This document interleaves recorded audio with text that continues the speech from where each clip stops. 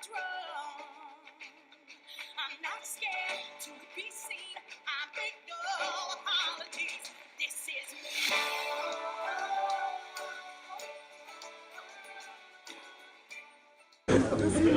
Okay, introduce yourself. Okay, let me start by introducing myself. I'm really happy to be here today. My name is Ife Olarinde, and I graduated from Imperial College London.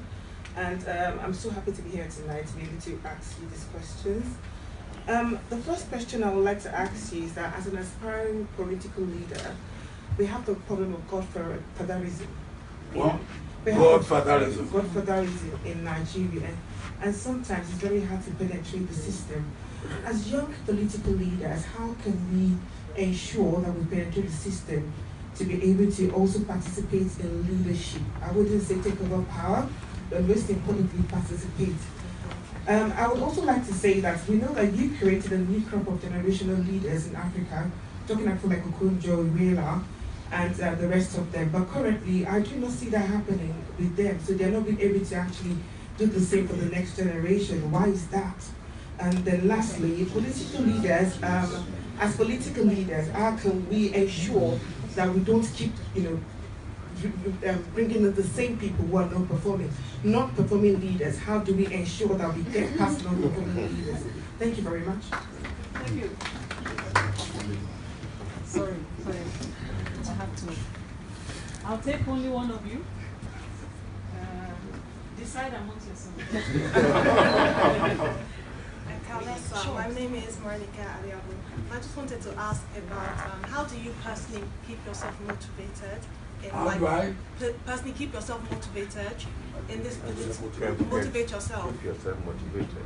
How do I keep myself motivated? In this political climate where everyone has already assumed that Africa is already a mess or it's going to continue to be a mess. Thank you. Thank you. So a big challenge. Who's a non-Nigerian on this side of the table?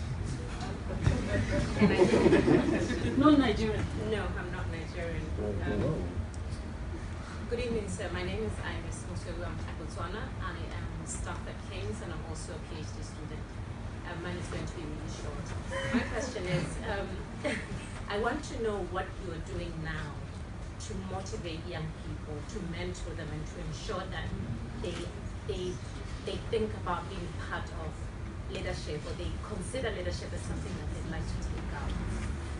Thank you.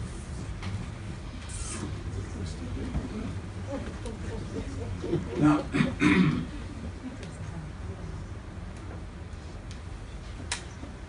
so,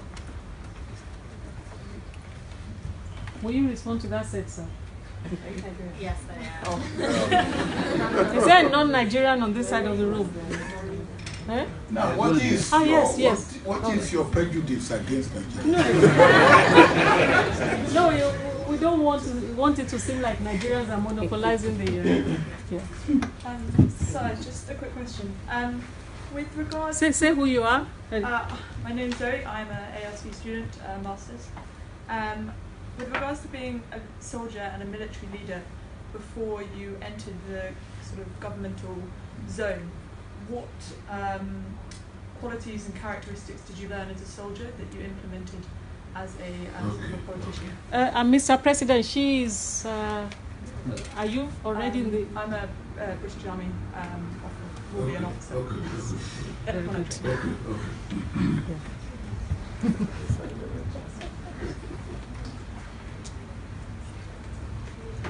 Okay, let me deal with this.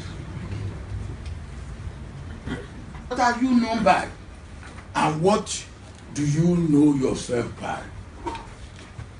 I think that's what matters. I will not worry what people say about me. If you give me a wrong identity, I will throw it at you. But I know what I am. Number two, godfatherism and non-performing leaders. Now, I don't know, I've always heard about this godfatherism. There's nobody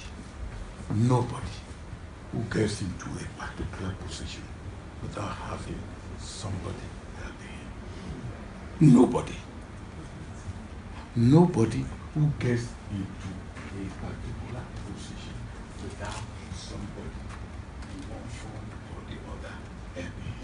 So if that is what you call godfatherism, we all are products of godfatherism. Here is General. I appointed him Chief of Army Staff. I didn't know when he joined the army and all that. Then I appointed him Chief of Army Staff. My job is done. But then he performed as Chief of Army Staff. That is his own responsibility. And because he performed as Chief of Army Staff, I appointed him Chief of Defense Staff. Again, he performed.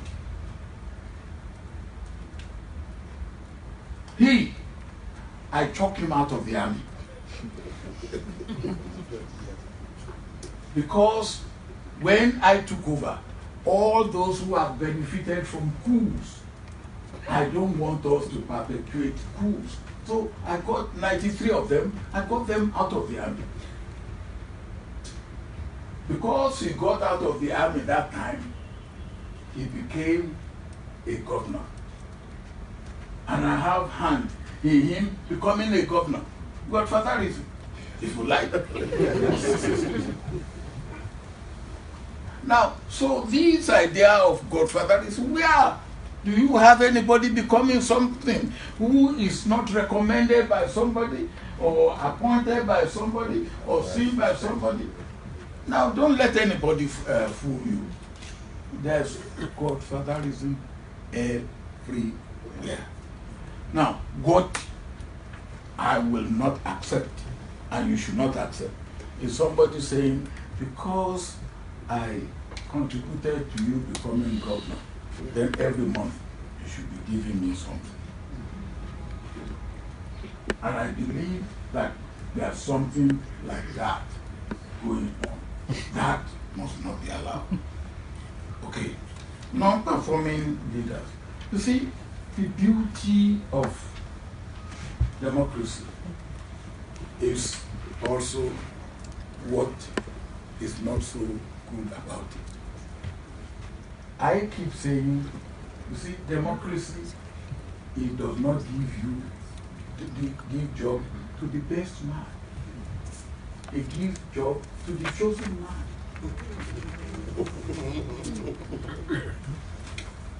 And it doesn't give job to the best man.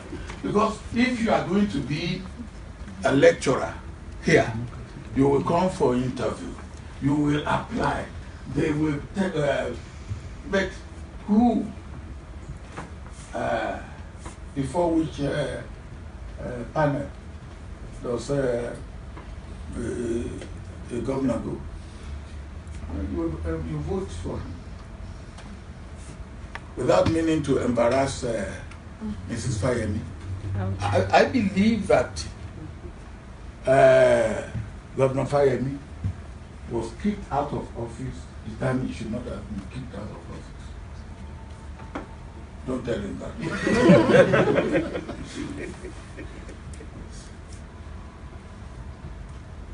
But I told him what he also did wrong. That you can tell him, because I told him. He was much better than the man who came in and got him out of office. But what did he do wrong? He was running the affairs of the state.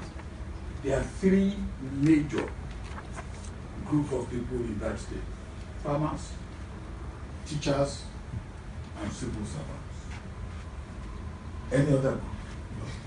Except women. Okay. Farmers, teachers, and civil servants. My brother, in his first term, decided teachers should take exam. Is it teachers? Competency test. Huh? Yes. Call it anything. He decided teachers will take exam. This man. I don't know what he did with civil servants, something. But so they waited for him. When it came to the time of voting, whatever else. And I told him, I said, look, my dear brother, That was a stupid thing to do. You should have waited until you have your second term. When you have had your second term, you deal with farmers, you deal with teachers, you deal with civil servants. Now, the thing is that power of removing non-performing, and it depends on how you define non-performing leader, is in your hand, your vote. Your vote. We have done it in Nigeria with Jonathan. And inshallah, we will do it again.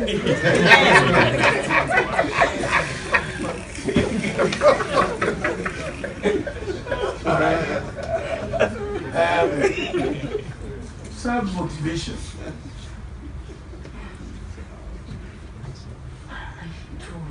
You understand what you mean by that? I am always motivated. I'm an incurable optimist. And at almost any situation, and particularly about Nigeria and Africa. We will get there. We will get there. I have seen it. Look at the president was reading a little bit about me. When I came in as elected president, some people said I will be the last president of Nigeria because after me there will be no more Nigeria. And they have reason to feel that way. We were owing about 36 billion. What we had in the reserve was about 3 billion. The price of oil was about $8-9 per barrel. So everything was against. And then we have Maso, we have Egisu, we have what is the one in your own part of the world? Odua. We have them. We have all of them trying to break up the country. And some people came to me and said, you will be the last president. How about Sharia? Well, we had Sharia. We had Sharia. Okay, the point is that you have to motivate yourself. You see, you have to be optimistic. The glass is half full, not half empty. For me, and in every situation, I look for something that is positive. In every situation, something that is positive. So that's how I motivate myself. Wherever I go, when you see, if you go to a place, here you are in London, if all that you want to see is bad thing in London, just go on the street. You will see bad thing everywhere. If you go to my village and what you want to see is good thing, bad as my village is, small as it is, it doesn't matter how large you make the map of Nigeria, my village will never appear. It's so insignificant. But if you go there and you go with positive mind and what you see what is good. So motivation.